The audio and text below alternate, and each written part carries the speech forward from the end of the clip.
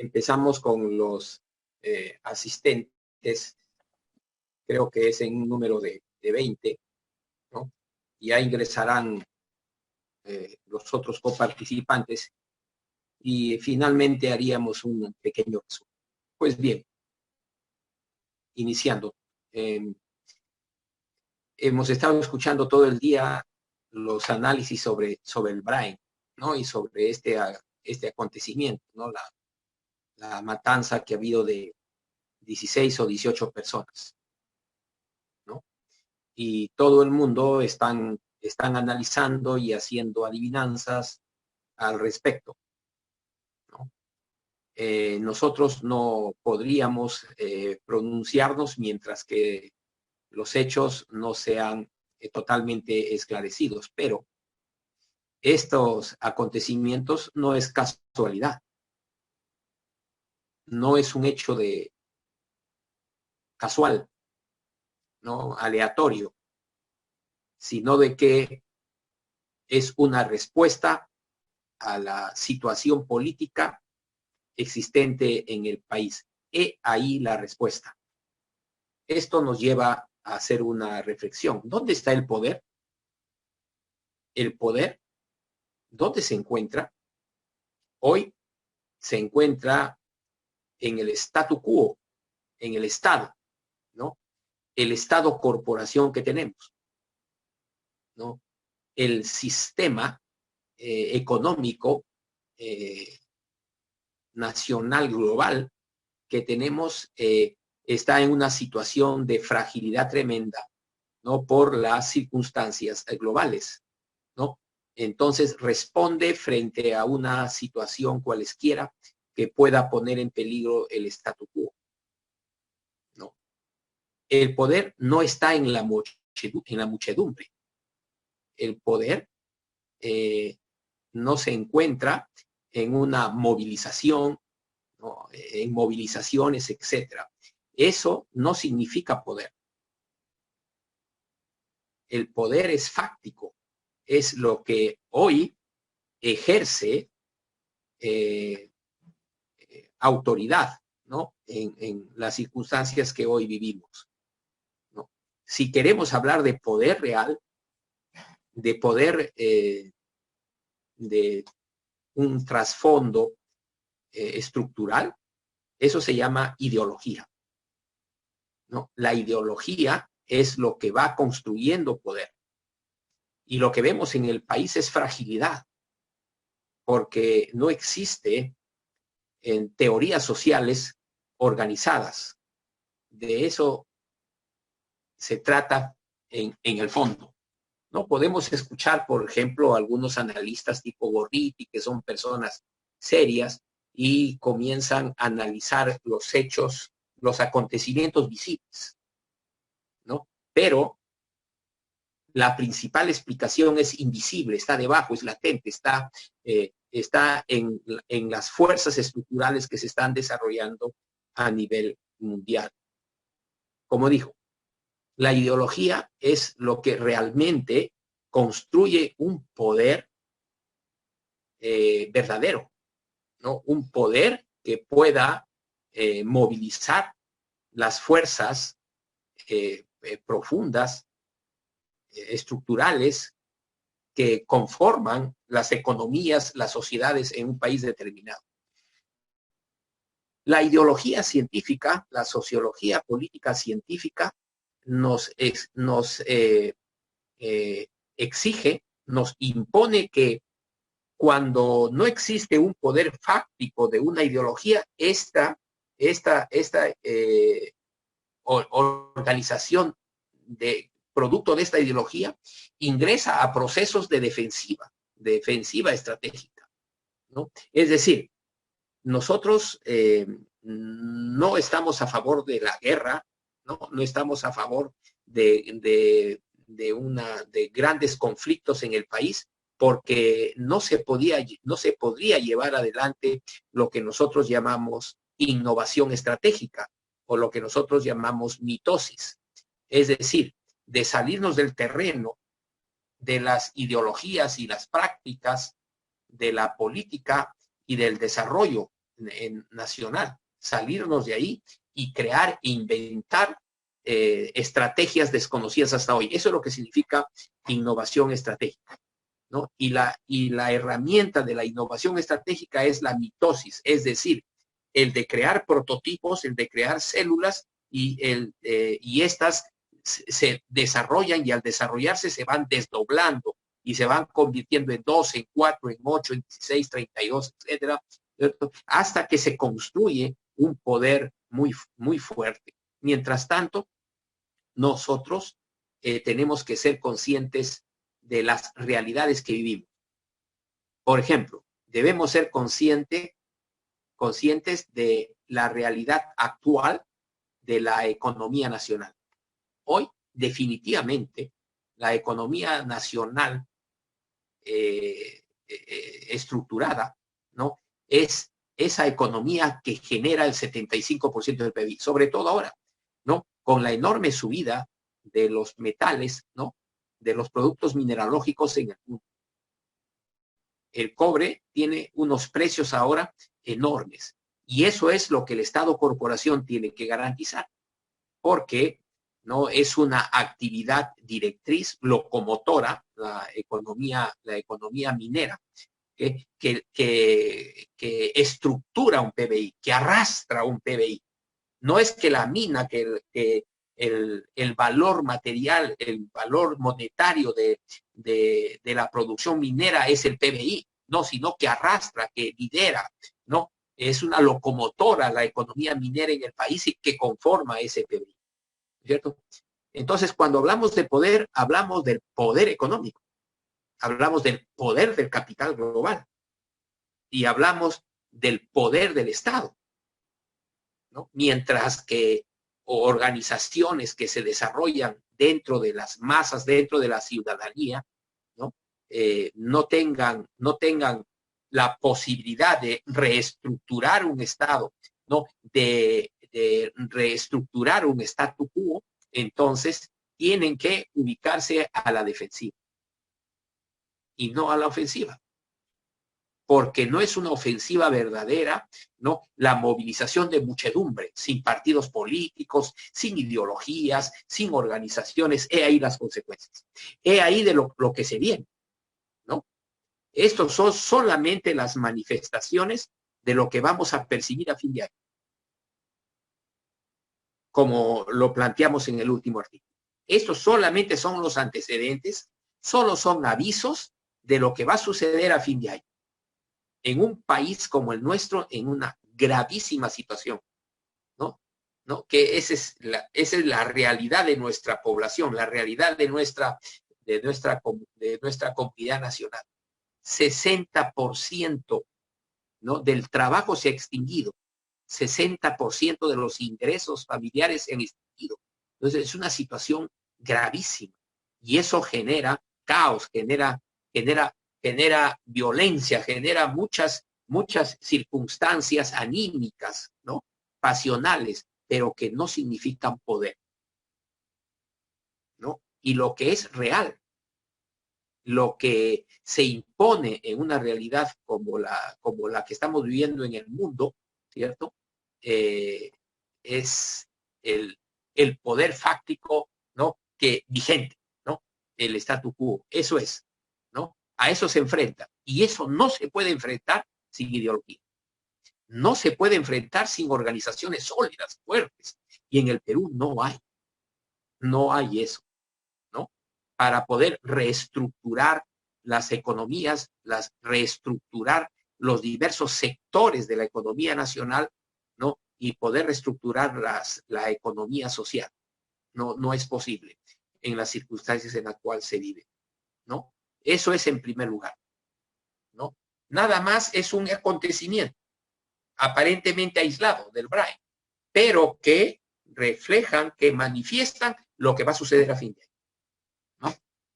En una situación, vuelvo a repetir, de una caída brutal, ¿no? Terrible como nunca antes en la historia del Perú, una caída tremenda del ingreso familiar y una pérdida de horas de trabajo equivalente al 60% del total de horas de trabajo que habían, ¿no? en el Perú antes de la pandemia. Esa es la situación. Es una situación bastante grave. Pues bien,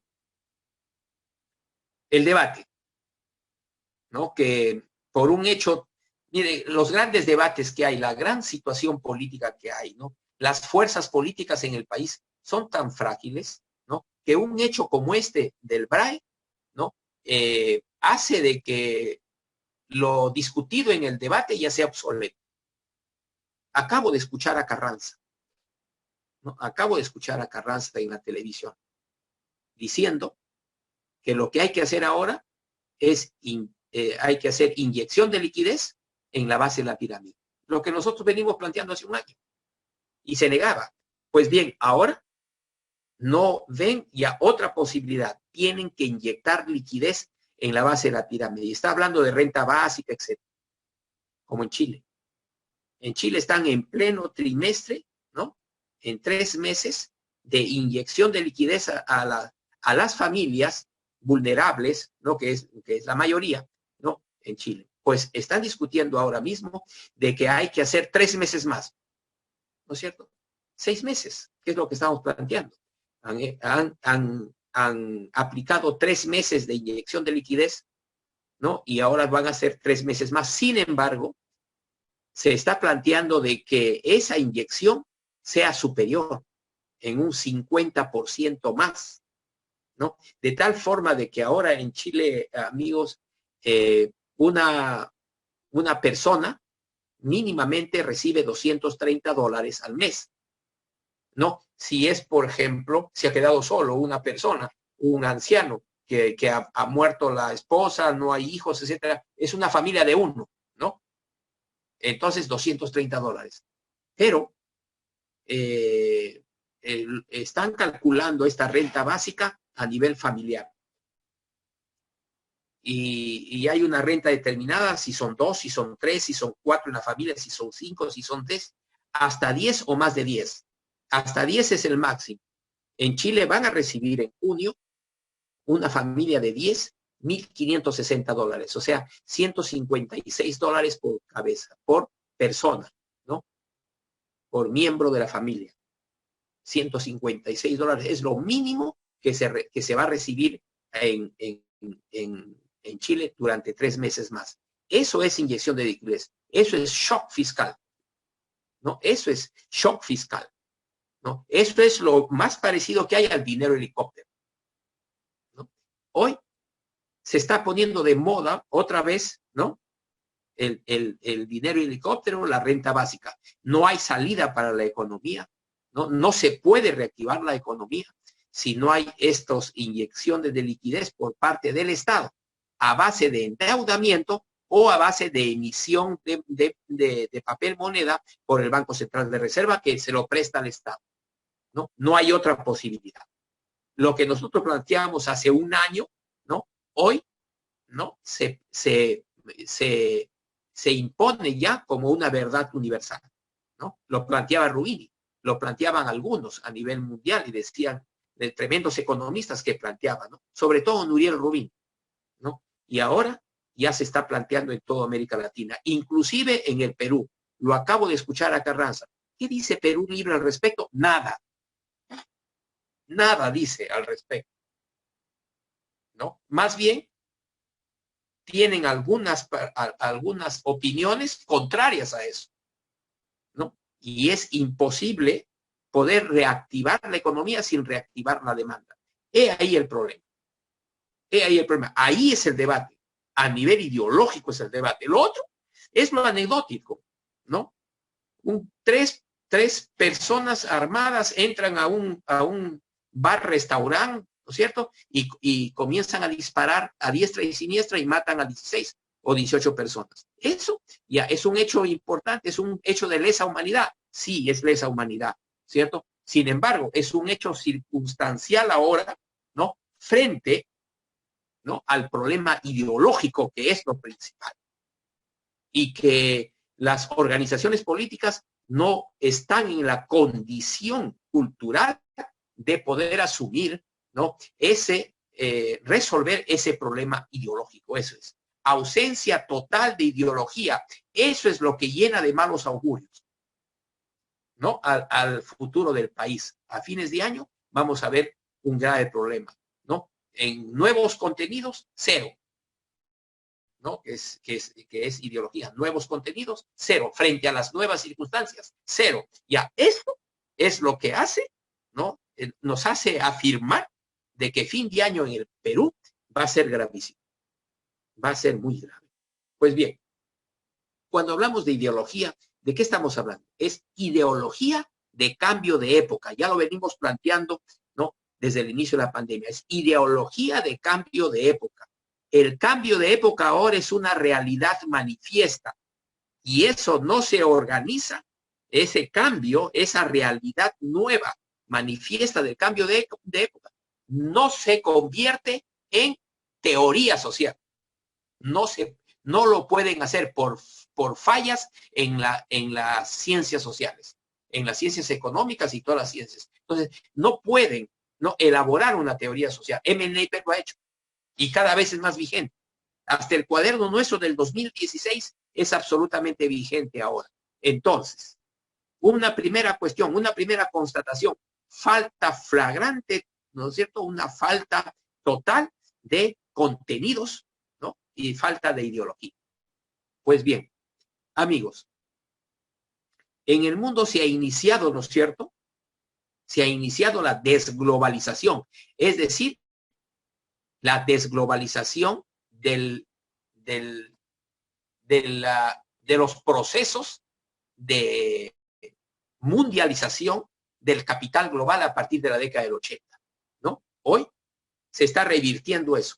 Desglobalización es desindustrialización y eso es lo que hay que entender. No podemos estar planteando de forma ignorante la industrialización en el país cuando el mundo se está desindustrializando, ¿no? A la par de que se va desglobalizando. ¿Ya? Eso es el fin del sistema. Es el fin del sistema, ¿no? Eso es lo que está pasando. Y está apareciendo otro globalismo, que es el globalismo cognitivo, ¿no? El globalismo científico-técnico, que necesitamos nosotros ser partícipes de ese nuevo globalismo científico-técnico. Eso es. Por hoy, la desglobalización, repito, significa desindustrialización. Eso significa, ¿no? Y la desindustrialización significa fin de época, fin del sistema, ¿no? Por lo tanto, tenemos que tener una ideología para esa situación del cambio de época.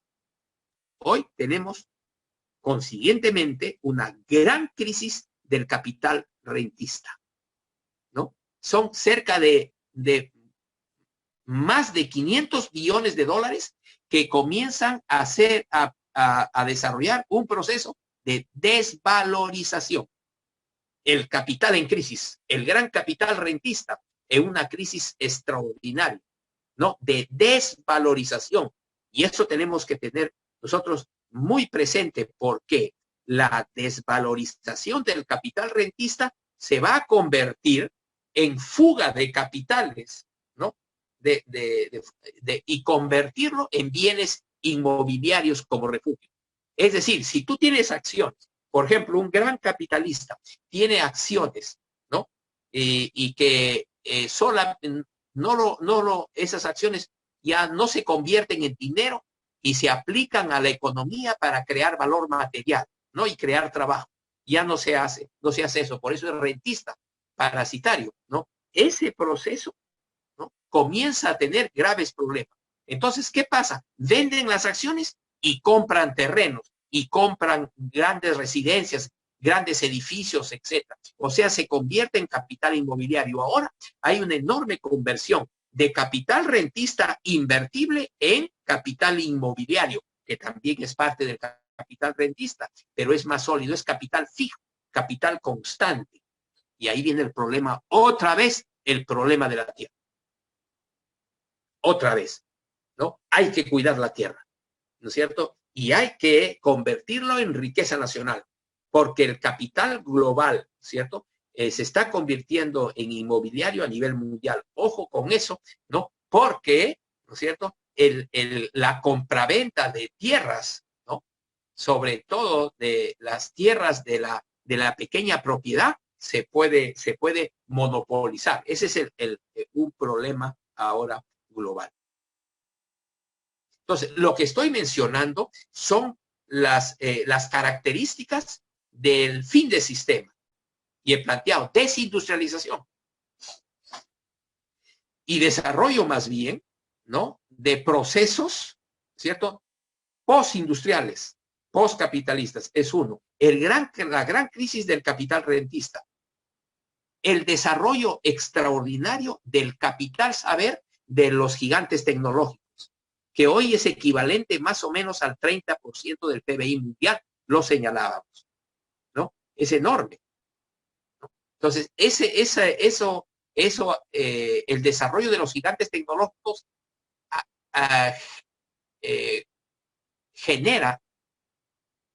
desarrolla el poder del capital saber, ¿no? Hoy es un hecho, por ejemplo, al analizar las fuerzas productivas a nivel mundial. El paso hacia otro sistema, por ejemplo, la digitalización y la Internet de las cosas. Todo es Internet. Nosotros mismos no podríamos estar comunicándonos sin Internet. A eso se le dice la Internet de las cosas y la digitalización. Eso no es capitalismo. Eso es la parte, el desarrollo de fuerzas productivas de fin de época. Hay que entenderlo con claridad. Son fuerzas productivas de fin de época. La robótica, por ejemplo, es de fin de época, de la muerte del capitalismo, y surge la robótica para el desarrollo del postcapitalismo. La inteligencia artificial, ¿no? A base de algoritmos, es decir, de una secuencia de pasos lógicos para resolver problemas a la velocidad de la luz. Eso es un algoritmo, ¿no? Es una secuencia de pasos lógicos a enorme velocidad, que solamente lo puede hacer, ¿no? La inteligencia artificial, ¿no? A gran velocidad. Entonces se está creando en el mundo la nueva clase del futuro, el proletariado del saber, ¿no? Nosotros somos parte de eso. Nosotros somos parte de esa clase. Nosotros somos parte del proletariado del saber, ¿no? En este cambio de época y el surgimiento del nuevo sistema.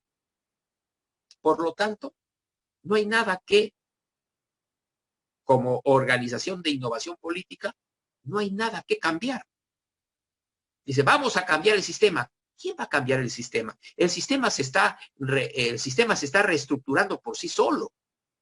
El sistema del capitalismo está muriendo y está surgiendo otro. Y eso, ¿no es cierto?, es un proceso sistémico, natural, de fin de época. O sea, de la parte final del tercer periodo, en los periodos de globalización. Eso es lo que está pasando. Solo lo que hay que hacer nosotros, no tenemos nada que cambiar. ¿Cuál es la labor del MNIP? Y eso debe entender las organizaciones políticas, ¿no? De fin de época, las organizaciones políticas científicas, lo que debe entender que nuestro papel no es cambiar nada, nuestro papel es crear lo nuevo. Nuestro papel es darle forma a lo nuevo. Es decir, darle forma al modo de producción de comunidades autosuficientes a base de ciencia y tecnología. Nosotros tenemos que tener como objetivo único la modernización y desarrollo de la economía social autogestionaria. Nosotros no vamos a cambiar nada, no vamos a cambiar el Estado, no vamos a cambiar el statu quo. Eso, vuelvo a repetir, se está transformando por sí mismo en un proceso de fin de época. Eso hay que entender. Si no, ¿no? Entraremos a ser parte de la falsa polémica que hay ahora en el país entre unos y otros, ¿no? Imputándose corrupción, imputándose ser parte de las formas propias del statu quo, o sea, propias del pasado. Y ahí se contraponen, ¿no? Ya, bueno, eso es el asunto, ¿no?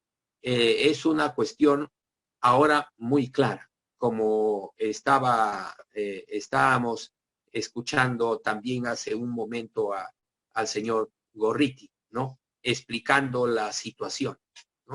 Pero de una forma muy empírica, a base de los datos que están habiendo en los periódicos, etcétera, para poder hacer un análisis de la realidad, pero sin ir a su trasfondo estructural, que es lo que nos interesa. Entonces, el haber una ausencia total de ideología para ver estos asuntos que son de fondo, que son estructurales, amigos, ¿no? Hay un bajo nivel de comprensión de lo que es de lo que hay que hacer y el cómo hacerlo, ¿no? Vuelvo a repetir, el enfoque que tiene no es un enfoque de fin de época, es un enfoque, ¿no?, de conservación.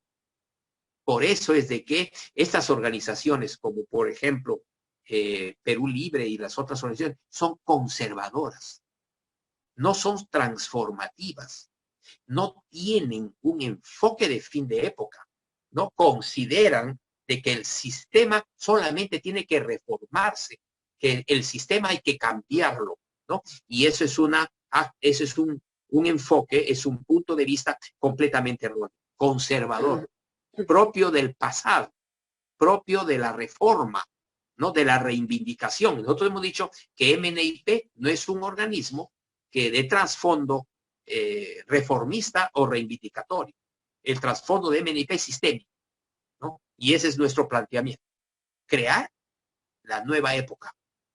Salir de la vieja época del capitalismo e ir hacia crear lo nuevo. Esa es nuestra actitud, esa es nuestro enfoque. Eso es.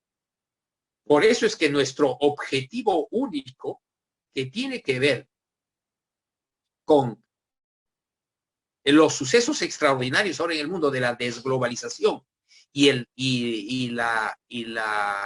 desarrollo de la economía social autogestionaria, nos impone a nosotros que debemos tener en MNIP y ANIL como objetivo único la creación de contenidos, la creación de programas y de proyectos, ¿no es cierto?, para la nueva época, ¿cierto?, para ser partícipes de la nueva época desde ahora, en este proceso de 30 años.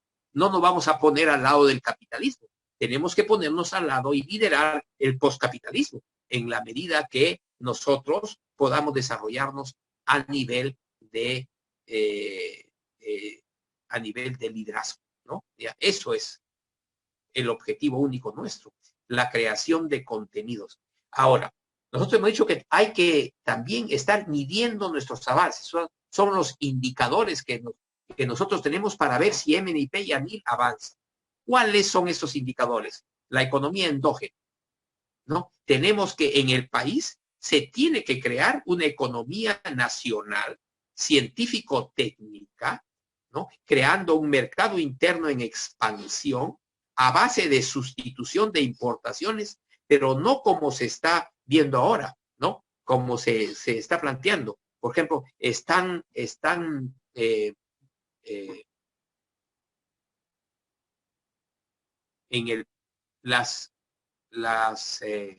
el concepto de sustitución de importaciones, ¿no?, en el Perú se entiende como el cerrar fronteras, el crear una economía nacional completamente aislada, ¿no?, del mundo, y eso no es posible, ¿no? La sustitución de importaciones es un proceso gradual, altamente organizado. ¿Qué les parecía, amigos, si cerramos ahora las fronteras y no importamos harinas, ¿no? Entonces, el pan tendría un costo extraordinario, como dice Carranza. Eso es cierto, ¿no? Pero está torciendo el concepto de sustitución de importaciones. El concepto de sustitución de importaciones lo está planteando Estados Unidos, Europa, ¿no? La teoría económica está planteando eso, ¿no? Nosotros inclusive tenemos que tener como organización política que crece, por ejemplo, a partir del 2023, tener relación con empresarios nacionales que sus intereses y sus procesos productivos son más endógenos, ¿no? Con los cuales se puede desarrollar sustitución de importaciones. No tiene nada de raro que cuando nosotros nos fortalezcamos como organización, tener relaciones con el capitalismo nacional, ¿no? Para el desarrollo de economía nacional endógena. Claro, nuestra relación principalmente es con la economía autogestionaria, MIPE, eso es lo principal, pero eso no niega de que tengamos relación, ¿no? Con el significado amplio de lo que es capitalismo nacional. Tenemos que trabajar en ese sentido también. La autogestión social, ¿no? Ya vemos que ahora hay una situación de enorme crisis. Si no aplicamos ahorita una renta básica, ¿no? Frente a la pérdida tan grande de horas de trabajo y a la pérdida tan grande del ingreso familiar, ¿no? Si no aplicamos ahora, no va a haber economía autogestionaria, ¿no? Entonces, más bien, ingresemos a debatir ese asunto, porque ahora, inclusive Fuerza Popular lo está proponiendo. Por ejemplo, y menos, pero no Perú posible. ¿Cómo están haciendo? Por ejemplo, un planteamiento es que hay que utilizar el 40% del cano para la distribución directa, ¿no? De este 40% del cano en las comunidades alrededor de las minas. ¿Cierto? Pero no se están diciendo cuánto. Lo que nos están diciendo es que, por ejemplo, del programa con el programa de pensión 65, ¿no? Lo van a doblar de 125 soles mensual para peruanos de 65 años hacia adelante en situación de precariedad, ¿no? Aumentar de 125 soles a 250 soles. Pues bien, con 250 soles, como decía en la reunión pasada, un campesino o un minifundista que no puede sembrar su tierra, con 250 soles no se muere de hambre, ¿no es cierto? Pero eso no reactiva la economía. No es un proceso reactivador, es una limosna, ¿no? Es asistencia. Y eso sí, ¿no? Hay que rechazar, hay que repudiar, porque no se puede desarrollar acciones de asistencia social cuando de lo que se trata es reactivar la demanda, reactivar la economía, ¿no? De eso se trata, ¿no? De reactivar la economía social autogestionaria. Ya, eso es, ¿no? Tenemos que dar ejemplo nosotros de autogestión social, pero por ahora lo principal es la renta básica, ¿no? Para poder reactivar la demanda y la economía. En tercer lugar, la autosuficiencia, ¿no? Hay que desarrollar programas y proyectos de autosuficiencia y muy pronto, de acá a un par de meses. Tengo una serie de protocolos que me están alcanzando de algunos ayuntamientos españoles de cómo hacer esos proyectos. Entonces, esos protocolos, que es la experiencia mundial, nos va a servir. Tenemos que desarrollar eso. Y en cuarto lugar, el indicador es cuán capaces somos nosotros de liderar una revolución cultural interdisciplinar en el país, ¿no? A nivel sociológico, a nivel político, ¿no? A nivel cultural, ¿no? El desarrollo de la interdisciplinariedad. Eso es, hay un bajísimo nivel de comprensión, entonces, de lo que significa ahora el desarrollo, ¿no? Organizacional de la economía social y el desarrollo de todo el país.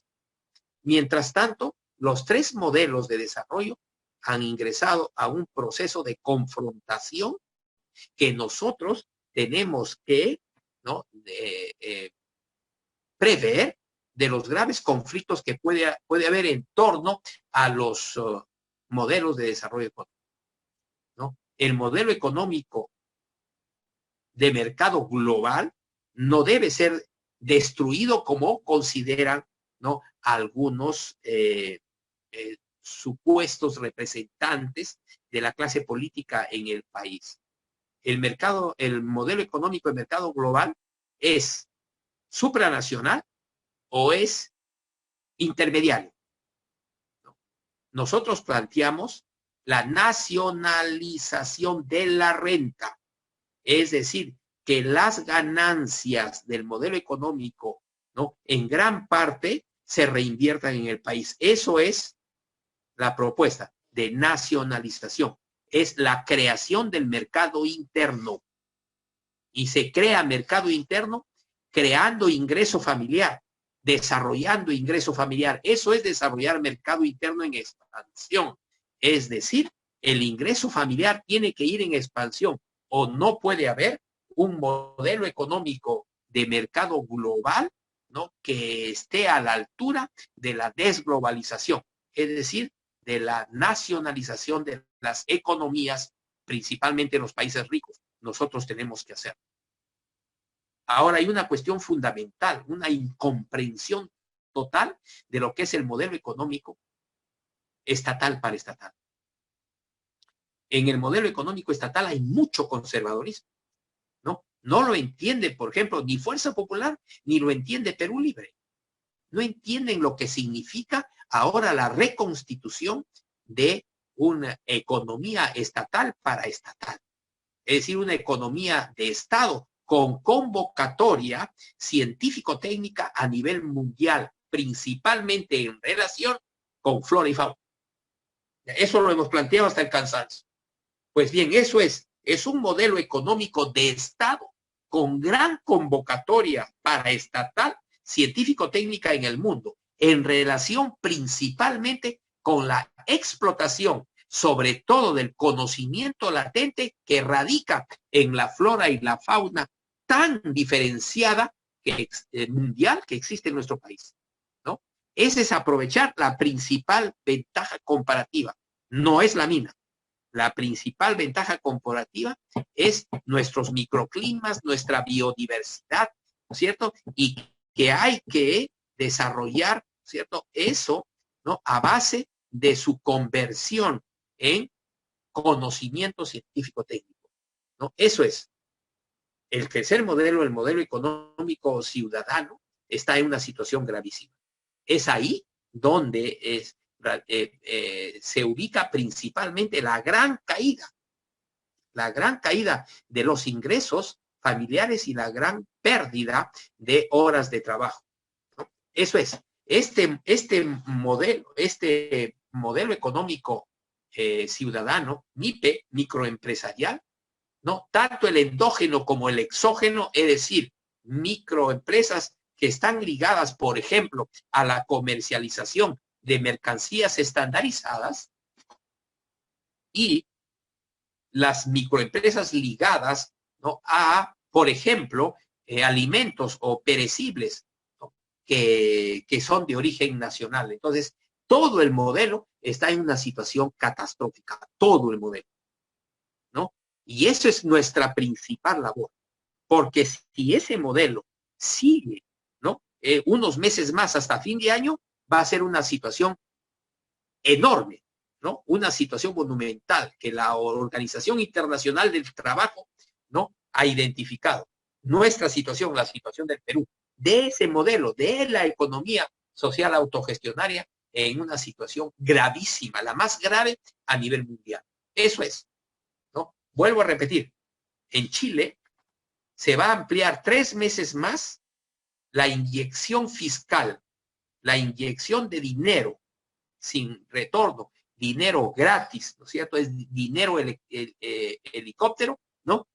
En la propia base de la pirámide social de la población económicamente activa, ¿no? Mientras que en Chile van a ser 3 meses más con un mayor ingreso, como era $140 en el primer trimestre. En el segundo trimestre se está planteando más 25-30% más. Entonces va a llegar a 180 y a $190, ¿no?, por miembro de la familia, ¿no? Y ellos, Chile, pues, ¿no? Si hacen eso, si persisten en eso, va a ser la primera economía en Latinoamérica que se reactive. Eso va a ser, siempre Chile, ¿no? Y el Perú al último. ¿Por qué? Porque no tenemos ideología, porque no hay liderazgo. No pueden hacer eso. O sea, no pueden reactivar la economía, ¿no? Y antes que veían con espanto la utilización del dinero en helicóptero, ahora Carranza lo está planteando, ahora mismo. Pero le dicen los periodistas, pero esto es contraproducente. Ustedes planteaban todo lo contrario hace unos meses y dicen, no, yo no. No, yo imposible aceptar de que uno se oponga a la inyección en épocas de desastre, a la inyección de liquidez en la base de la pirámide. Ahora, ¿quién está comandando eso? Fuerza Popular. ¿Y qué dice Perú Libre? No, nada. No entienden. No entienden, ¿no? Mientras que le están sacando la delantera en esa situación. Pues bien, eso es, en primer lugar, la situación actual. Si podríamos hacer ahorita un intermedio para poder dialogar al respecto, se puede hacer. En su defecto, seguiría con la segunda parte, que es el desarrollo orgánico de MNIP-ANIL, ¿no? Y en tercer lugar, ¿cuáles son los instrumentos, 7 instrumentos que estamos planteando MNIP-ANIL para el desarrollo nuestro, el desarrollo de nuestra organización? Pues bien, señor moderador, de repente sería bueno unos 5 minutos o proseguir yo con la segunda parte, el desarrollo orgánico de MNIP-ANIL. Director, podría haber unas cuantas preguntas, ¿no? Pero no sé si sería bueno un descanso porque hemos tenido un retraso al empezar y temo porque no le falte tiempo para terminar. ¿Le parece si preguntamos si quieren participar? Ya, sí, pregunte. Ok, por favor, si desean participar, ya sabemos todos, hay que levantar la mano y tratemos de que sea escueto para poder ganar tiempo. Hoy sería el momento de participar, si desean, ¿no? Sí, por supuesto. Ok, señor Castillo, muy bien. Se invita también a todos los demás asociados activos a que participen de estas sesiones. Buenas noches, señor Castillo, adelante. Buenas noches con todo, buenas noches, don Ramón. En realidad, lo que usted dijo al comenzar la charla del día de hoy respecto a lo que se refería al BRAE, en primer lugar, bueno, yo tengo un análisis personal, una teoría propia, que creo que es la de muchos.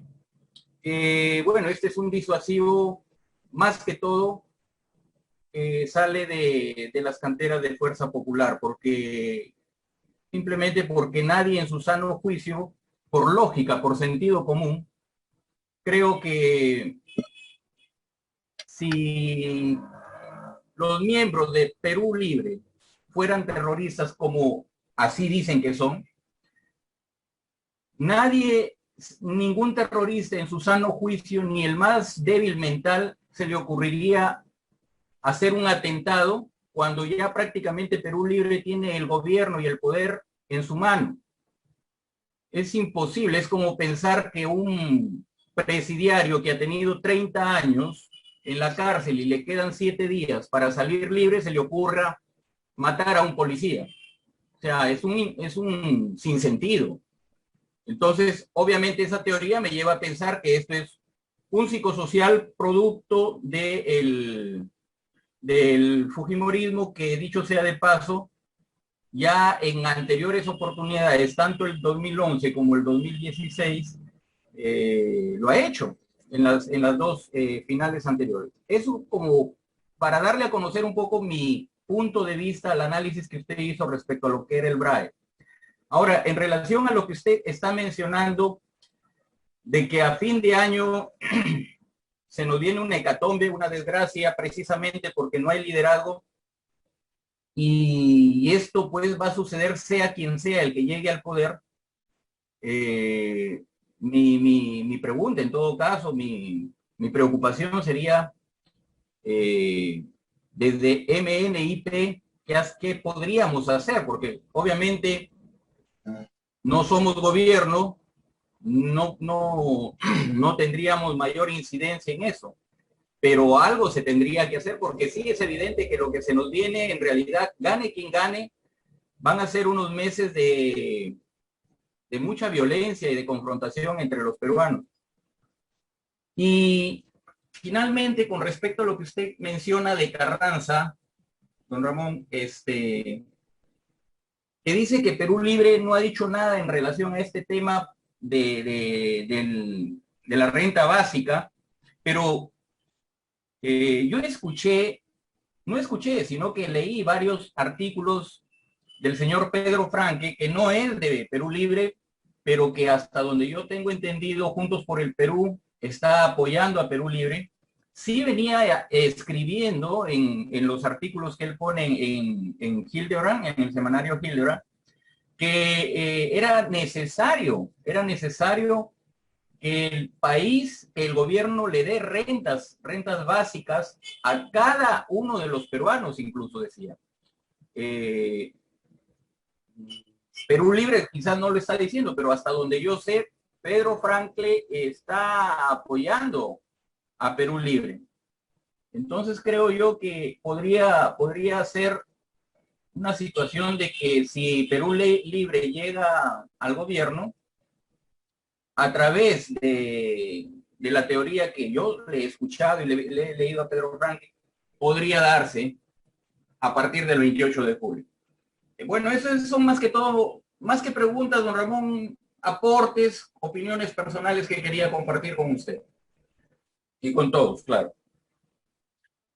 Bueno, lo que yo he planteado, Denis, es de que he ahí quien tiene el poder. Claro. Y el poder actúa. Y eso se llama Estado-corporación y se llama capital global. No se llama fujimorismo. No sigamos con esos criterios, ¿no?, subjetivos, ¿no?, de que vienen mentes diabólicas y manejan todo, ¿no? Eso no es así. Lo que mandan son las estructuras y lo que actúa es el Estado-corporación y actúa el capital global, ¿no?, que son realmente los que tienen el poder, ¿no? El ganar las elecciones, por ejemplo, por Castillo, Perú Libre, no quiere decir que van a reestructurar, ¿no?, el Estado-corporación, porque el Estado-corporación, ¿cierto?, es una fuerza estructural y eso no lo cambia, ¿no es cierto?, una organización cualesquiera cuando ni siquiera tienen teorías sociales, cuando no tienen ideología, cuando no tienen una organización sólida, ¿no?, ideológicamente, sociológicamente, ¿no? Es la muchedumbre, ¿no? Es a cada momento paran cometiendo errores a nivel ideológico. Lo que el pueblo diga, lo que el pueblo mande, lo que el pueblo al final haremos lo que el pueblo dice, eso es oclocracia, eso es muchedumbre, eso no es una teoría científica. Nos puede llevar a situaciones gravísimas. Lo que estoy diciendo, que lo que ha pasado en el Braille, he ahí una muestra de poder. He ahí una muestrita pequeñita de poder, ¿no? Está diciendo, esto chiquitito puedo hacer, ¿no? Pero puedo hacer cosas mucho más grandes. Y no está hablando ahí Fujimori. Fujimori es una hojita al viento, finalmente, frente a las estructuras. Eso es lo que yo, por favor, rogaría, ¿no? No hacer análisis, ¿no?, a base, ¿no?, de ciertos criterios o de ciertas opiniones sobre lo que pasa en la superficie. Hay que hablar de lo latente, de lo que no se ve y de que son las estructuras. He ahí una muestra, ¿no?, de lo que significa, ¿no?, el poder. Y hay que ver el grave problema de nuestro pueblo, el grave problema de la sociedad peruana, ¿no?, mayoritaria, que han desaparecido casi el 60% de las horas de trabajo, ¿no?, y ha desaparecido cerca del 60% del ingreso familiar. Eso es, ¿no? Eso es la estructura, la fuerza estructural principal es el ingreso familiar. Entonces nosotros no nos vamos a dedicar a la superficie, ¿no?, a lo que todo el mundo ve y todo el mundo discute. y comienza a ver quién ha sido, cómo ha sido, etcétera, ¿no? Entonces, eso es una discusión absolutamente superficial. Hay que ir a la razón, a la fuerza estructural que mueve los acontecimientos de la superficie, ¿no? A fin de año va a venir un hecatombe.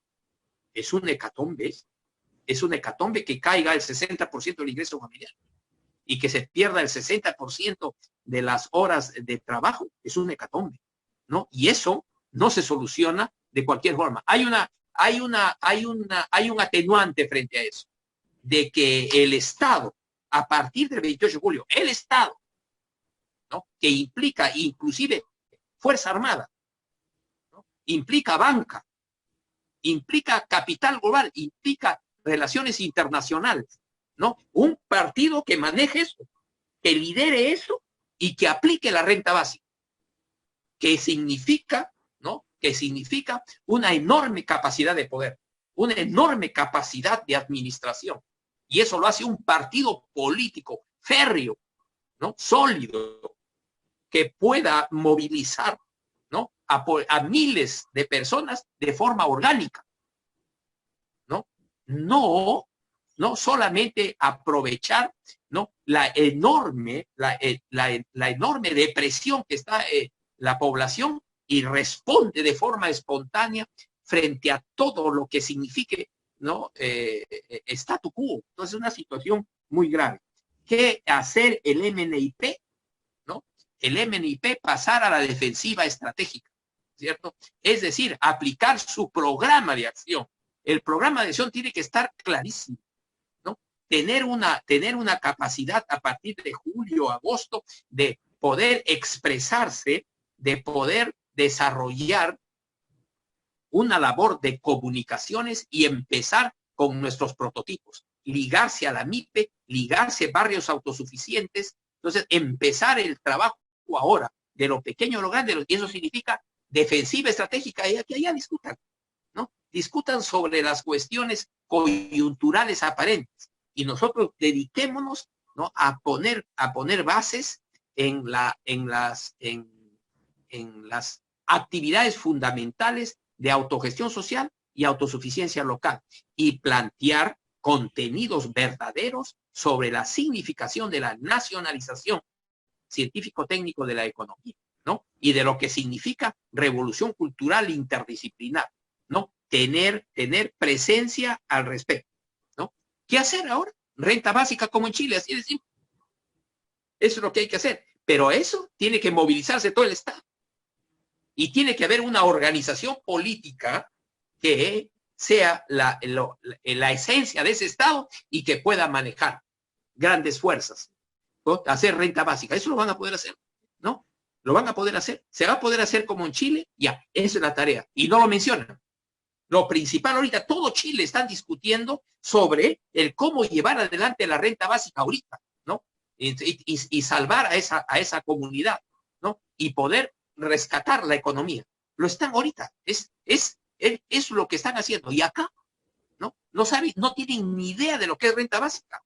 No tienen ni idea de lo que es dinero helicóptero, ¿no? No lo pueden hacer. Escuchamos en el debate una persona en una situación gravísima que representaba a Perú Libre, Pari, una situación gravísima, y otros más, ¿no? En una situación, en una situación de pobreza ideológica muy fuerte, ¿no? Pedro Franque no es de Perú Libre, ¿no? Pedro Franque ni siquiera ha sido invitado. Sí, ayer hemos estado escuchando a Pedro Franque, ¿no? Y Pedro Franque dice, ¿por qué no está usted? A mí no me han llamado, ¿no? Y habría que ver las condiciones de cómo participar, ¿no? Pero no han llamado.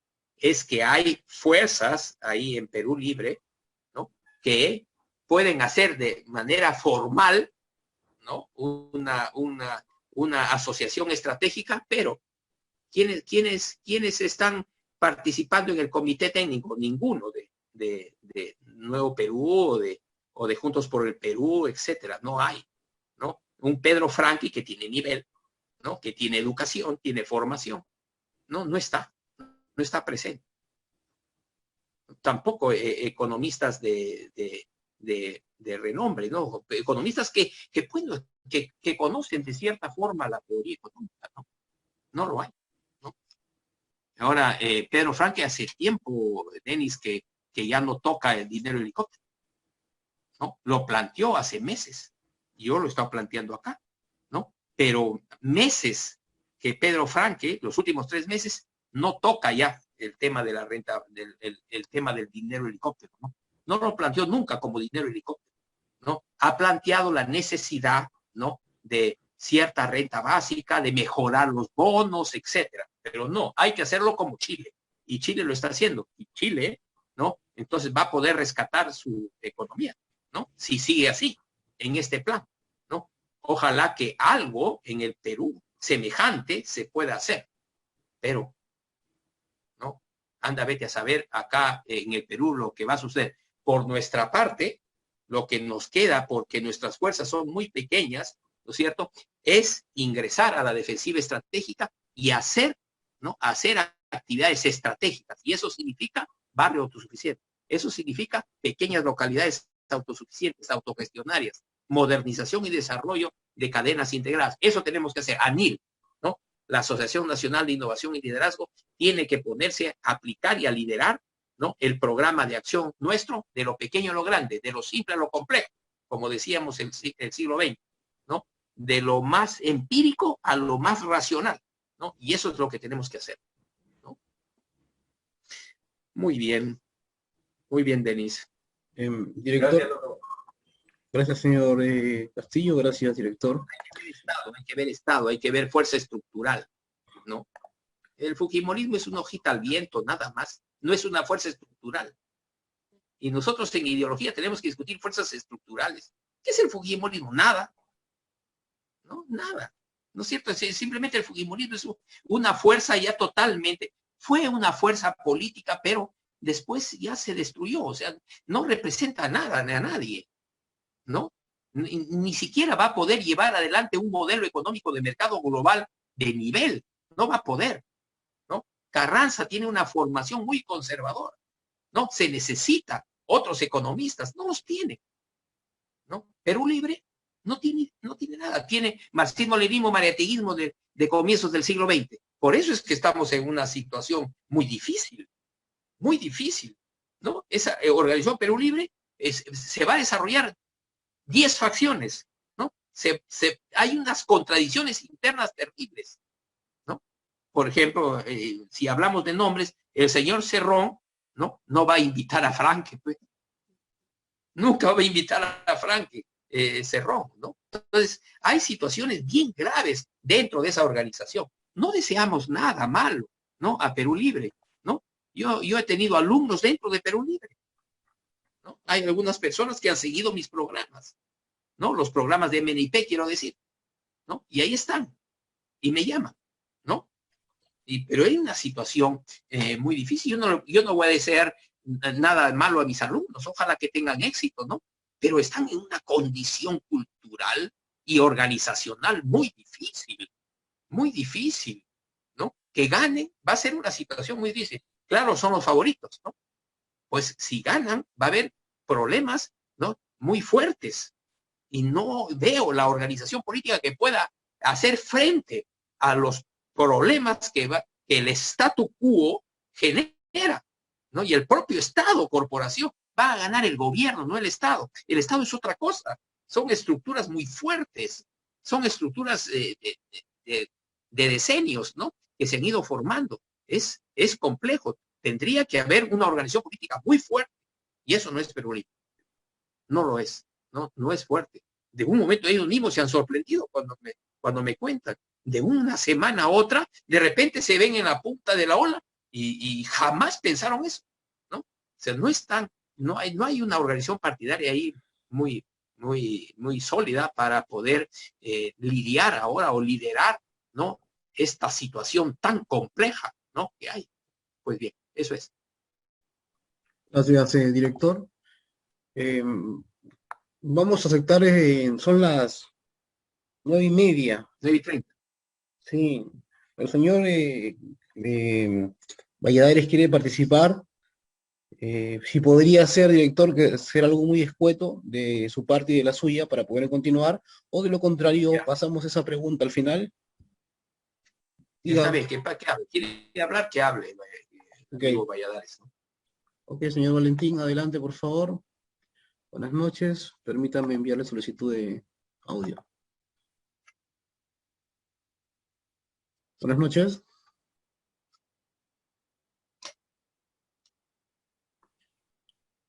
Un momento, por favor. Acepte, por favor, la solicitud, señor Valentín.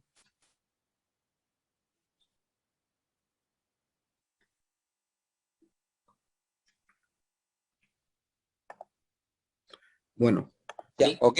Buenas noches, ¿me escucha? sí, Valentín, escucho. Muy buenas noches, director Ramón. Muy interesante la estrategia que viene empleando Chile respecto a lo que es el generar o reactivar, ¿no? El inicio de la reactivación económica que, como dice usted, puede liderar en lo que es en América Latina. Mi pregunta era respecto a esa fuerza estructural. Cuando hablamos de fuerzas estructural, ¿estamos hablando netamente de fuerza económica, fuerza política? Si podríamos ver un poquito en el alcance quiénes integran esa fuerza estructural acá en el país, para que de esa manera poder emplear modelo de estrategia que en lo cual usted nos plantea, la defensa estratégica, ¿no? Para poder saber bien a quién nos vamos a enfrentar y de esa manera ir estructurando nosotros nuestra propia defensa estratégica. Ahora, cuando hablamos de renta básica acá en el país, específicamente nos referimos a qué, si nos podríamos ver el panorama para poder ir planteando también y ver cómo salimos de esta situación en la cual se nos viene o que se nos va a presentar en el país. Quería salir de esa duda, doctor, por favor. Renta básica, me dijo. Sí, renta básica. Ujú. Renta básica tiene que ver con la línea de pobreza o la línea media de sobrevivencia, de desarrollo en un país como este. Renta básica significa 930 soles. Eso significaría.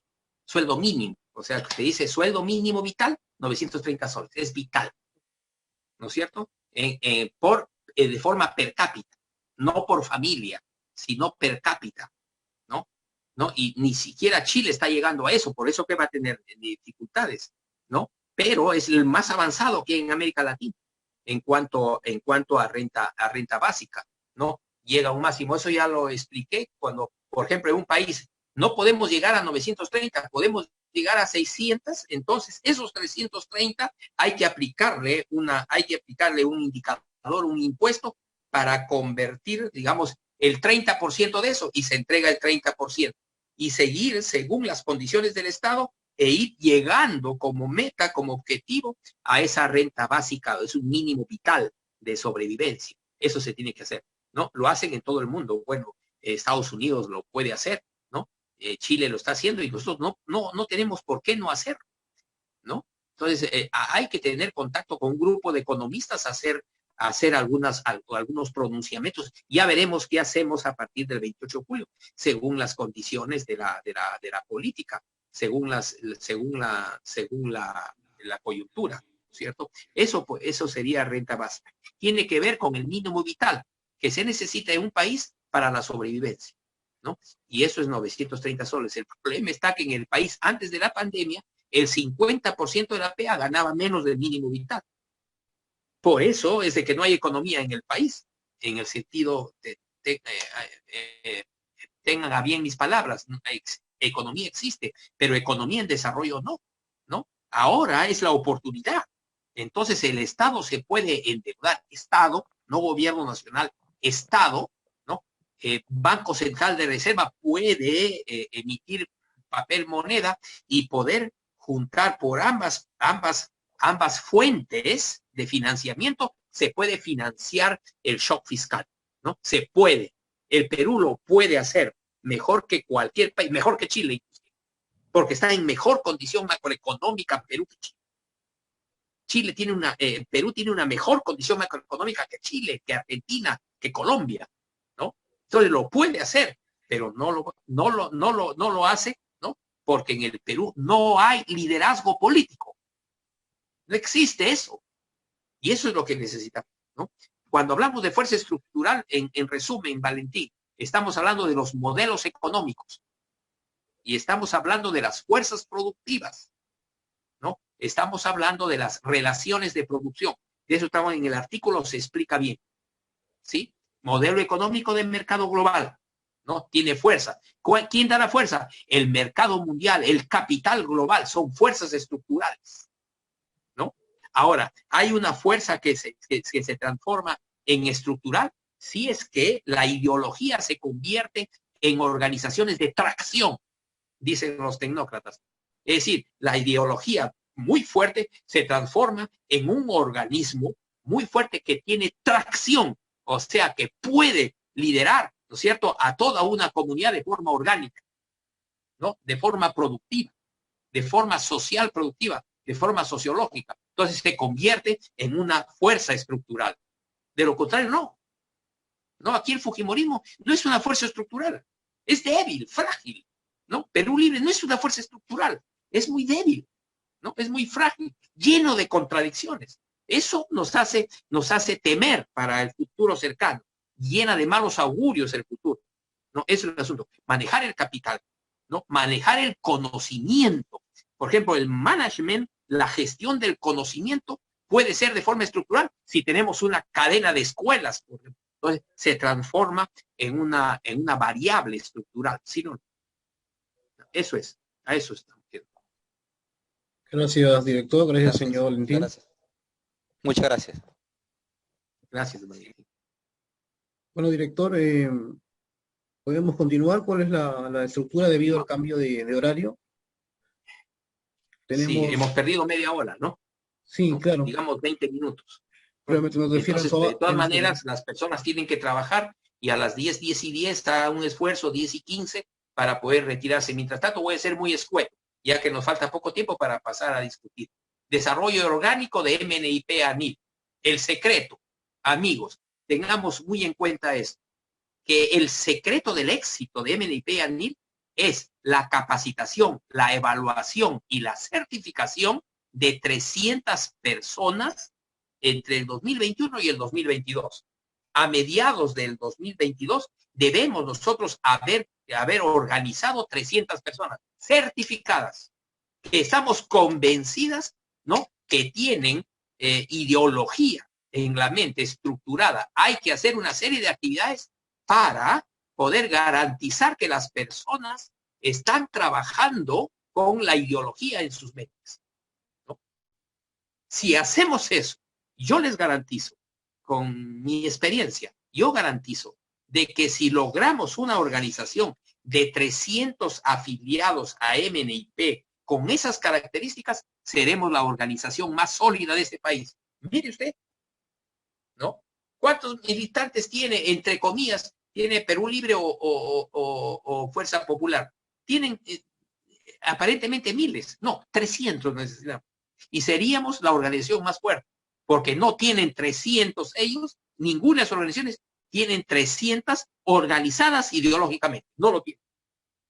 Por eso son débiles, y eso tenemos que hacer. Yo se lo garantizo. En un año podríamos estar en esa condición, y podríamos ser una fuerza que se convierte en estructura humana, en estructura económica, estructura social, naciente, ¿no es cierto?, que va desarrollándose. Pelea pequeña, pero fuerza estructural, ¿no? Entonces, ¿qué es lo que hay que hacer? Cada asociado activo, por favor, hagámoslo por nosotros mismos en primer lugar. No hablemos de la comunidad ahorita, no hablemos de la sociedad, hagámoslo por nosotros, por los que estamos participando, ¿no? Construyamos una organización muy fuerte, sólida, a nivel de MNIP como innovación política, para el trabajo político, y ANIL para el trabajo socioempresarial, ¿no? De hacer los prototipos de creación de nueva riqueza en economía social autogestionaria. Cada asociado, por favor, contactos selectivos ahora, selectos. Primera condición del management, primera condición de las ciencias de la administración, selección. No metas a cualquiera a tu casa, ¿no? Hay que ser selectos, ¿no? Entonces, eso es, ¿no? Hacia la conformación de células, y las células tienen mejor que tengan una composición impar, 5, 7, 9. Pero cuando pasa de 9, ¡pum!, se desdobla en 2. Se desdobla en 2. Pero ahora ya hablaremos de la célula más, de cómo se desarrolla un trabajo celular. Pero ahora hablemos de que cada asociado activo, por favor, si quiere a su organización, si está convencido de la necesidad de un MNIP en el Perú y de un ANIL en el Perú, entonces, ¿no? Ir hacia hay que hacer conectividad y hay que ir involucrando a estas personas, ¿cierto? A estas personas hacia los programas, el programa interdisciplinar MNIP y ANIL, ¿no? ¿Cómo se selecciona? Actitud, no títulos. Como nosotros lo hemos planteado con Peter Drucker, con Gary Hamel, con Henry Nisberg.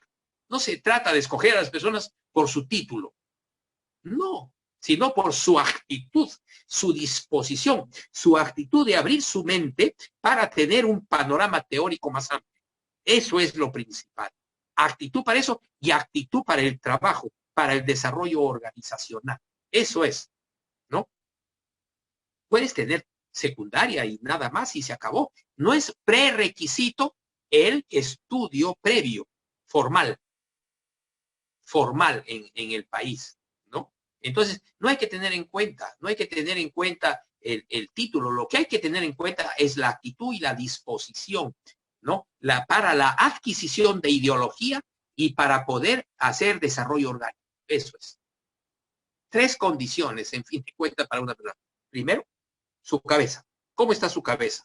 Su cabeza puede estar muy confundida, pero él desea, ¿no?, aclarar su mente. Eso en primer lugar. Mente clara, ¿cierto? En segundo lugar, ¿no?, que tener fuerza, tener coraje.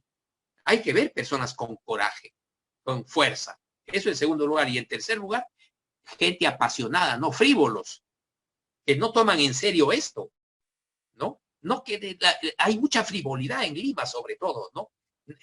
Hay mucha frivolidad en el Perú. No a la frivolidad. Hay que ser apasionado. Hay que, ¿cierto?, amar lo que uno hace cuando se trata de la construcción de una organización tan importante como MNIP y ANIL, ¿no? En tercer lugar, sería bueno que las personas demuestren que están estudiando. Por ejemplo, demuestren que puedan, por ejemplo, realizar una página por seguimiento de tendencias. Ahí yo he explicado algunas veces, ¿no? Yo practico mucho el resumen y la síntesis. El resumen es cuando tomo un libro, por ejemplo, últimamente el diálogo entre Peter Drucker y Isao Nakaguchi, ¿no?, que más o menos es de unas 100 páginas.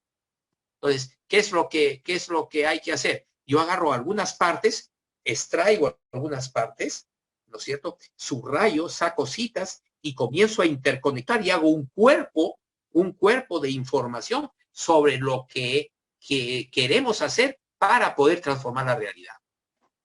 Es decir, informarse, saber clasificar información, saber componer información y saber aplicar información para que se convierta en conocimiento. Es decir, en resultados económicos sociales. Ahí tiene el carácter de conocimiento la información. Entonces, podría cada uno, no, yo les rogaría, ¿no?, les pediría de que cada uno haga, ¿no?, haga artículos, ¿no?, y que los vaya pasando. Yo les puedo servir de corrector de estilo. Yo tengo una correctora de estilo, ¿no? Siempre es necesario. Entonces, puede enviarlo y corregirlo, se lo vuelvo a enviar, se lo volvemos a enviar y decimos, ¿está bien? ¿Está de acuerdo? Sí, perfecto, es lo que yo quería hacer, finalmente ya está. Entonces lo publicamos, pues, con su nombre, ¿no? Y como parte de MNIP, y podemos publicar muchos artículos de los asociados activos, ¿no?, de la organización. Eso es. Por ahora, nosotros tenemos que tener un perfil bajo, muy alto a nivel ideológico en la Internet y en la conexión, en la comunicación. Pero necesitamos paz en este país para poder construir de cero desde abajo. En violencia, en desastre, no se puede construir desde abajo. Y nosotros necesitamos estar en paz con las fuerzas políticas. No estoy hablando de fuerzas estructurales. Las fuerzas políticas existentes, ¿no? Que sobre todo que estén gobernando, necesitamos desarrollarnos en paz, ¿no? No dedicarse a la supuesta lucha política, porque hay que construir, ¿no? La tendencia, amigos, lamentablemente en el país, es la violencia generalizada. Es la tendencia, lamentablemente. Entonces, nosotros tenemos que tener una actitud frente a la violencia generalizada. No se podría entender de otra forma cuando la gente, la gran PEA mayoritaria está sufriendo terriblemente, ¿no? La pérdida de horas de trabajo de per cápita y la pérdida de ingresos, ¿no? Entonces, eso nos lleva al caos. Y el caos nos lleva a la sobrevivencia. Y la sobrevivencia sin organización, sin una organización en el Perú de liderazgo que pueda organizar la sobrevivencia, se convierte en caos eso. Y eso es lo que tememos, de que se convierta en caos y por lo tanto en violencia generalizada. Entonces, nosotros tenemos que actuar dentro de esa situación. Tenemos que no dedicarnos al antagonismo de ideas, de ideologías. No es cierto? Sino nosotros más bien hay que actuar como un mentoring, ¿no? Hay que aplicar el mentoring, hay que aplicar la conciliación, hay que aplicar el desmontaje de antagonismos, hay que aplicar las relaciones diplomáticas, ¿cierto? Para poder, ¿no?, llevar adelante nuestro programa de acción. Hoy, amigos, ¿no? Hay 33 asociados activos, ¿no? Más o menos, 33 asociados activos. La idea, entonces, de estos 33 asociados activos, que sea el núcleo central de que en un año nos convirtamos en 300 personas. Y eso se puede hacer, repito, ¿no? Estoy leyendo un documento que ha hecho Luis Bustamante, ¿no? Cada asociado activo, identificará personas que tengan un perfil para participar en nuestra organización. No hay un número mínimo ni un número máximo, ¿no? Puede ser 1, 2, 3. Hay algunas personas que están apuntando a 20 o 30 y está bien, ¿no? Pero el asociado activo es el quien dará una introducción, conversará con ellos, ¿no? Y lo presentará a MNP y a ANIL y se le invita a participar en alguno de nuestros eventos, ¿no? De forma libre, ¿no? Que participe y para que tome decisiones, ¿no? Esta lista hay que ir entregándola, ¿no? Porque está siendo centralizada por Luis Bustamante, ¿no? Y cuando ya Luis reúna 30, 40 personas, entonces se determina una fecha para un evento promotor conmigo, ¿no? Y con los asociados activos que han hecho realidad, ¿no?, la invitación, la conexión y la adscripción a MNP ANIL, ¿no? Estas actividades, ¿no?, de invitar, de conectar, tienen por objetivo, ¿no?, que MNP y ANIL tengan cada vez más un número mayor de coparticipantes, provenientes precisamente de esos contactos de asociados activos. Estos nuevos participantes, ¿no?, de los programas interdisciplinares nuestros se van a ir formando también, ¿no? Y todos van para llegar a que cada asociado activo pueda liderar una célula, ¿no?, de 5 personas, ¿no? Me parece 5 personas mínimamente, y de ahí pasar a 7, a 9 y de ahí desdoblarse, ¿no? Eso es, una célula es un grupo de, ya son asociados activos todos, ¿no? Para ser parte de una célula, ya tienen que ser asociados activos, ¿no? Pero son asociados activos más recientes o en proceso de formación para también desarrollar también ellos un proceso de multiplicación. A través de unos llegar a otros, dice el trabajo de masas, el trabajo ciudadano, ¿no? A través de unos llegar a otros. A través de un asociado activo llega a 5, y 5 llegan a 15 o 20, y 20 llegan a 60, 70, 80 y así, ¿no? Hasta que cada asociado activo haya creado una cadena, ¿no?, de multinivel, como dicen los marketineros del multinivel, un multinivel de 100 personas. Y así vamos a llegar, ¿no? Finalmente, ¿no? A una gran coalición de 3,000 o más. Pero lo principal es el núcleo central de los 300 asociados activos. Eso es.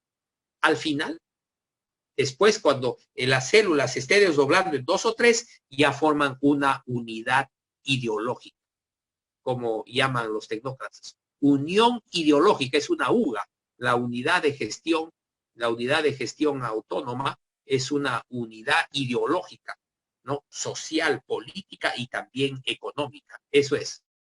Son grupos de asociados activos, ¿no? Capacitados y certificados que van a liderar actividades, ya sea sociológico-políticas de MNIP o socioempresariales de ANIP, ¿no? Hoy no estamos en esa etapa, dice Luis, no estamos en esa etapa, ¿no? Estamos ahora en la primera etapa, el de estar presentando, el de estar involucrando a otras personas prontamente. Por ejemplo, hay que hacer un aula 6, ¿no? De MNIP, ¿no? Y eso será, ¿no? Para la primera semana del próximo mes, más o menos, ¿no? Esto es lo que podemos plantear de lo que habíamos previsto, ¿no? En lo que es desarrollo orgánico. Hay 3 etapas. Una primera etapa de conexión inicial, ¿no? De presentación. Una segunda etapa de constitución de célula, 5, 7, 9, ¿no? O 2 células, ¿no? Y también ya 2, 3, 4 células, una unión ideológica territorial. También puede haber sectoriales, pero sobre todo territoriales. Eso es, amigos. Bien, todo esto nos lleva a tener que cumplir los siete objetivos específicos, ¿no? De MNIP ANIP. En primer lugar, 300 asociados activos.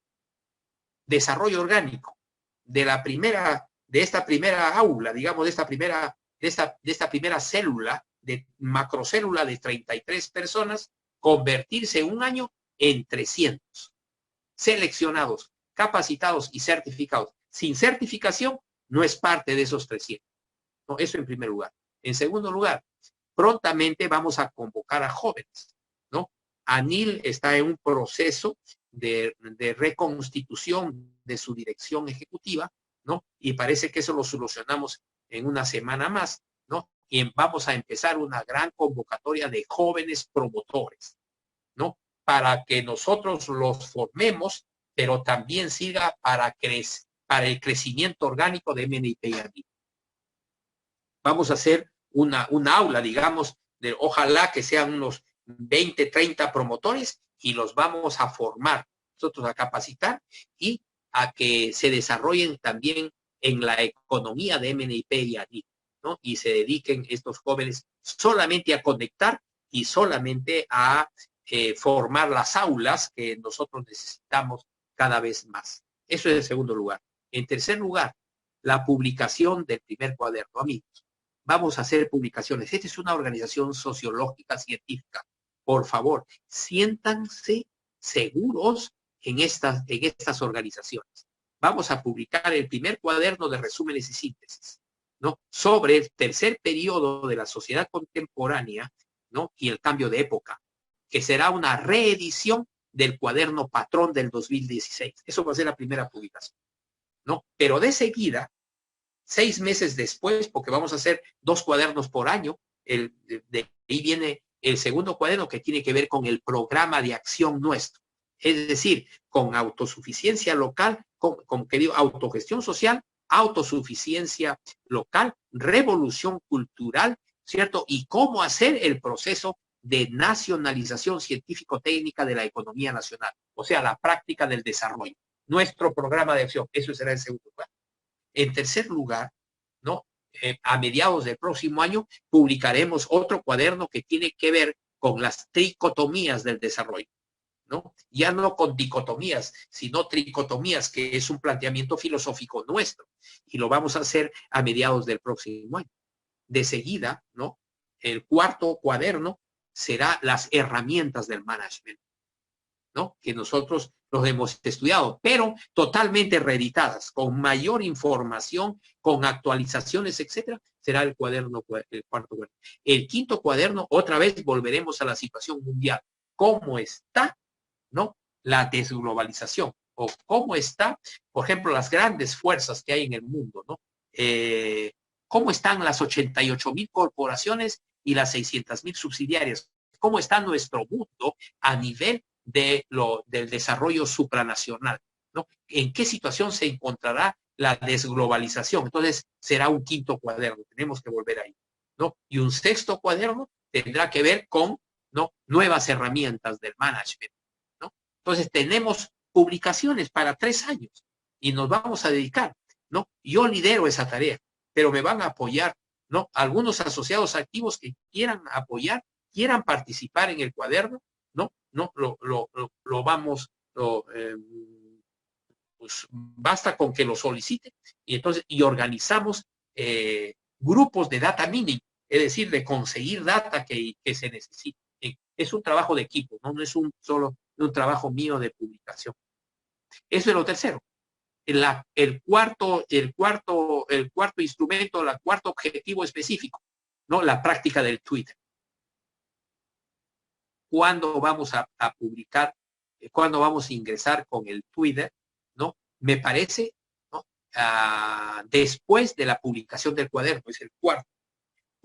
Publicamos el cuaderno y a la semana estamos en el Twitter, ¿no? Pero ya el Twitter quiere decir la pelea ideológica política diaria.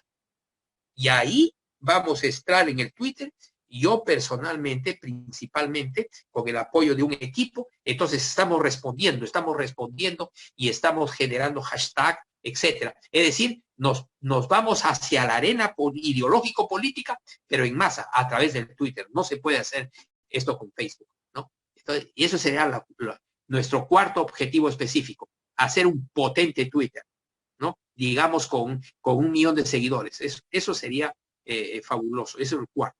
Con el lanzamiento del Twitter vamos a un quinto objetivo específico, la integración. Vamos a buscar, ¿no? Organizaciones políticas, por ejemplo, Nuevo Perú y otras, ¿no? Y vamos a conversar con ellos, ¿no? Y vamos a tomar decisiones. Todos nosotros vamos a tomar decisiones. Por ejemplo, hay alguien que se oponga, entonces un asociado activo dice, perdón, yo no estoy de acuerdo con ese señor. No, te digo, no estoy de acuerdo con esa organización política. Entonces lo discutiremos. Tiene que ser una decisión unánime. Por unanimidad tenemos que, yo explicaré, defenderé, pero también habrá una discusión y nos integramos a una organización política para la participación, o nos aliaremos o nos asociaremos para las elecciones regionales del 2022. ¿Ya? Eso sería el quinto objetivo específico. Sexto objetivo específico, ¿no? El desarrollo en la práctica de los prototipos, ¿no?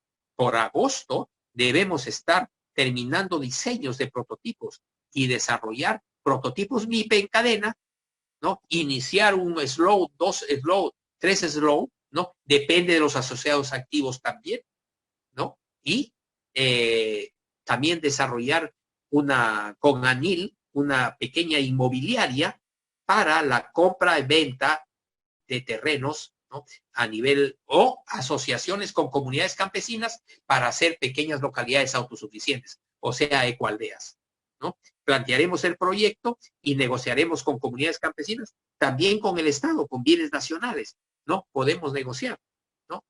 Son costos muy bajísimos, ¿no? Muy bajitos, pero también podríamos conversar, como dijo, por ejemplo, nuestro coparticipante, ¿no? Asociado activo César Gago, ¿no? Planteó, por ejemplo, que en Yauyos, ¿no?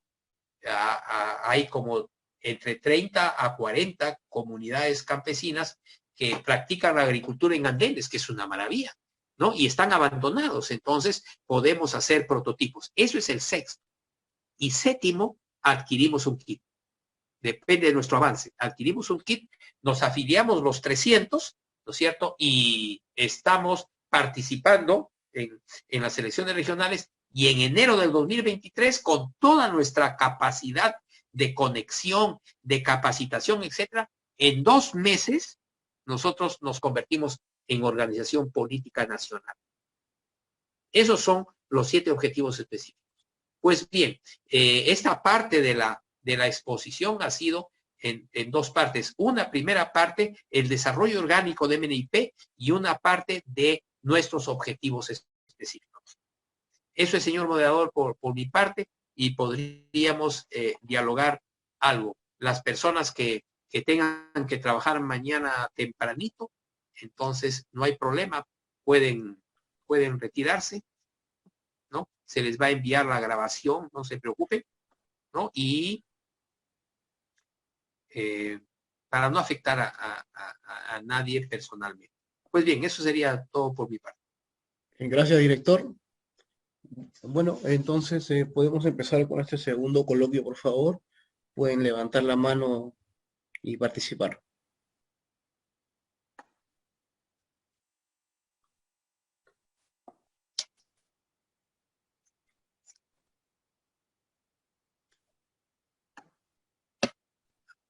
Se han tocado pues, puntos muy importantes. Yo les recuerdo, mientras ustedes van estructurando sus preguntas, que ya algunos de los asociados activos han hecho llegar pues, su lista de contactos identificados.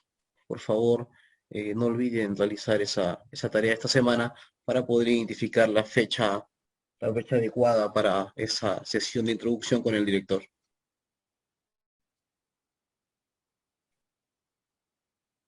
No tengo manos levantadas, director. Bien. Ha habido mucho problema para la conexión ahora, ¿no? Deben estar extenuados. El Pues bien. señor Percy Ríos acaba de levantar la mano. Adelante, buenas noches.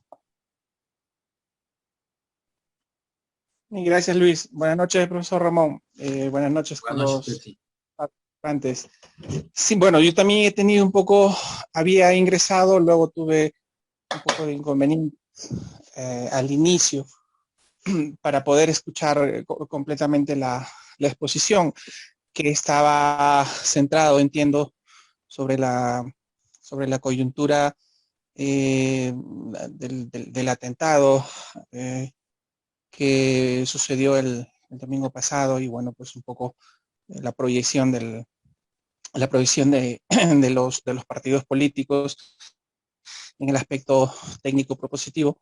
Y bueno, en esa primera parte llegué a escuchar bien al compañero Castillo, al amigo Castillo, y bueno, pues también en parte, claro, digamos que se comparte, y lo puedo entender, digamos, una desazón sobre esta coyuntura que nos retrotrae, digamos, a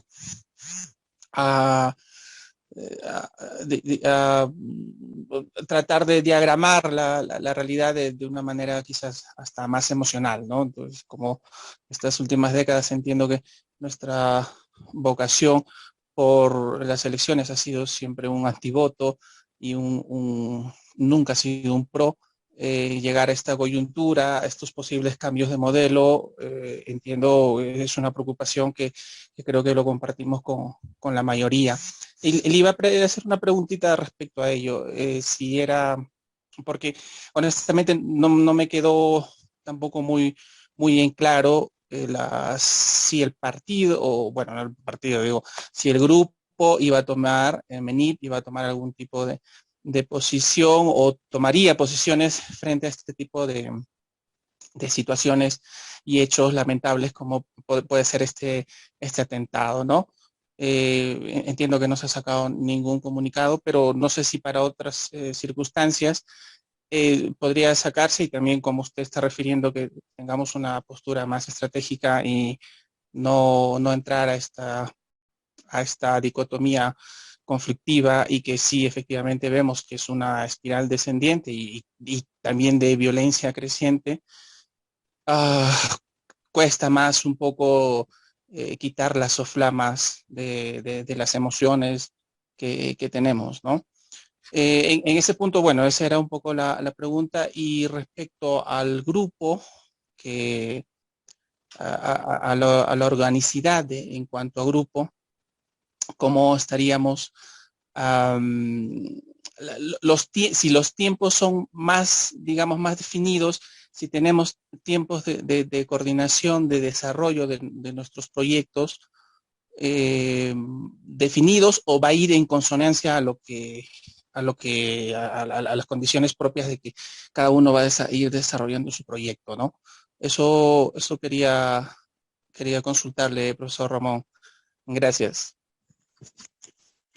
Y empecemos por el segundo, Percy, ¿no? Los asociados activos ahora están en estudios generales que va a tener una duración hasta julio, ¿no? Mayo, junio, julio, ¿no? En fiestas patrias nosotros terminamos, y en agosto nos tomaremos unos días para rediseñar la próxima etapa, ¿no? Es decir, empezaremos el diseño de prototipos, ¿no? A partir de agosto. Yo creo de que en las reuniones que tengamos, ¿no? Vamos a ver diseño diseño de prototipos, ¿no? Cómo van nuestros programas, etcétera, ¿no? Y ahí lo vamos a ver. Se irá la reunión, la reunión de asociados activos, ¿no? Una cosa es la reunión de los estudios generales de los asociados activos, que es junio, julio, mayo, junio, julio, y otra cosa es esta sesión de los miércoles. Aquí vamos a ver, ¿no? Terminamos en julio y creo que ya es momento en agosto, de diseñar prototipos, partiendo de nuestro programa de acción y de las iniciativas, ¿no? De los asociados activos, ¿no? Las dos cosas son dos aspectos de una misma unidad. Hay iniciativas de los asociados activos. Por favor, organicen sus iniciativas, vayan buscando un poco de información, vayan madurando su iniciativa, vayan delineándolo y lo pueden proponer, ¿no? A partir de julio, o sea, después, ¿no? Que pase la segunda vuelta y que más o menos veamos con claridad cómo va a ser nuestras relaciones con las diversas organizaciones políticas por nuestra parte de MNIP, ¿no? No, por ahora yo veo ahí a una de mis alumnas muy activas en Perú Libre en las fotos, ¿no? Ya he conversado con ella, ¿no? Hay algunas otras personas, entonces ya veremos después del 6 de junio, ¿no? Ahora, nosotros no nos dejemos llevar por la coyuntura manifiesta. Percy, eso es fundamental en la madurez de un cuadro político, de un directivo, un ejecutivo político. No se deja llevar de la nariz por la coyuntura manifiesta. Lo que nosotros, ¿no sé?, dedicamos nuestra vida, nuestra concentración, nuestra atención en lo que es coyuntura latente, la coyuntura que está dentro, ¿no? La coyuntura que no lo ve nadie. Entonces, nuestra responsabilidad es clarificar la coyuntura que no ve nadie. A eso dediquemos. Y que nos vean como mentores, nos vean como una familia, ¿no? Una familia distinta, ¿no? Que nuestra característica fundamental sea nuestro nivel ideológico, ¿no? Cuando tengamos, ¿no? Yo voy a proponer un par de sesiones también, ¿no? Con los asociados activos de los viernes para ver sociedad libre. Me parece que es urgente. ¿Cómo es que surgieron los incas, por ejemplo? ¿No? Un pequeño grupito, una pequeña familia, ¿no? Que inicia su éxodo cuando los aymaras no generan fracturas importantes en el Tiahuanaco, ¿no? Sobre todo los Tiahuanaco, y de ahí surgen los incas e inicia un éxodo hasta Cusco, que duró años. Iban de pueblito en pueblito y se quedaban algunos años y otra vez seguían hasta que llegaron a Cusco. Eran caracterizados como los hijos del sol. Respetados, muy respetados, ¿no? Pero no se dejaban llevar llevar de la nariz, ¿no es cierto?, por la coyuntura.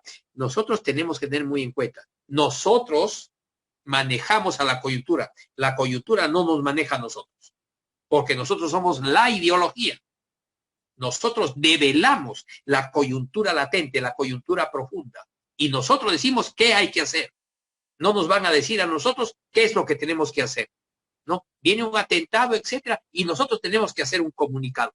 No, esa política es criolla, esa forma no. Nosotros sabremos lo que hay que hacer. Que nos vean a nosotros como los ideólogos, ¿no? Como las personas respetables que somos. Hay algunos amigos míos, algunos de Tacna, me escribió una cosa interesante.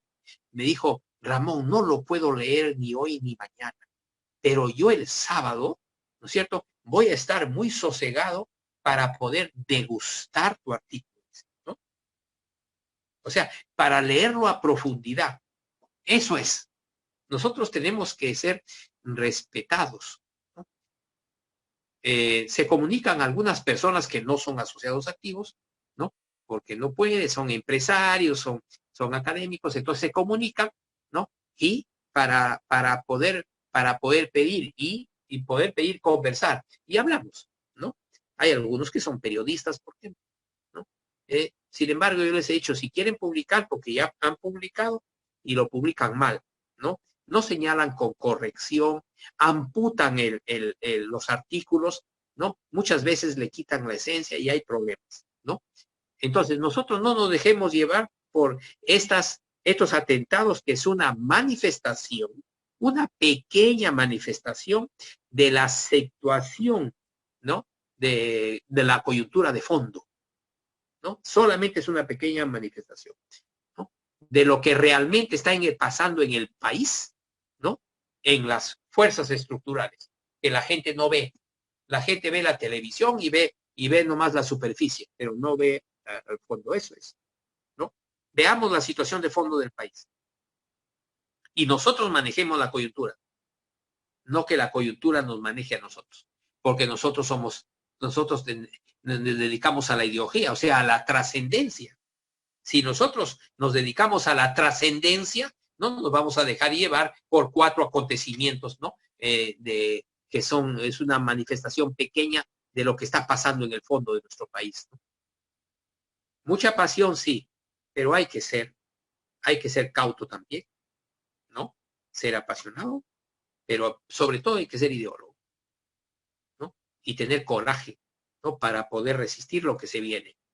Eso es. Muy bien, Percy. La grabación hay que pasar a Percy, que no ha estado, o también a casi una buena parte de los amigos participantes no han estado desde el comienzo, ¿no? Sí, no se preocupen, la grabación será enviada. Bueno, si desean seguir, deben seguir participando, por favor levanten la mano las personas que quieran emitir sus opiniones, preguntas, comentarios, aportes.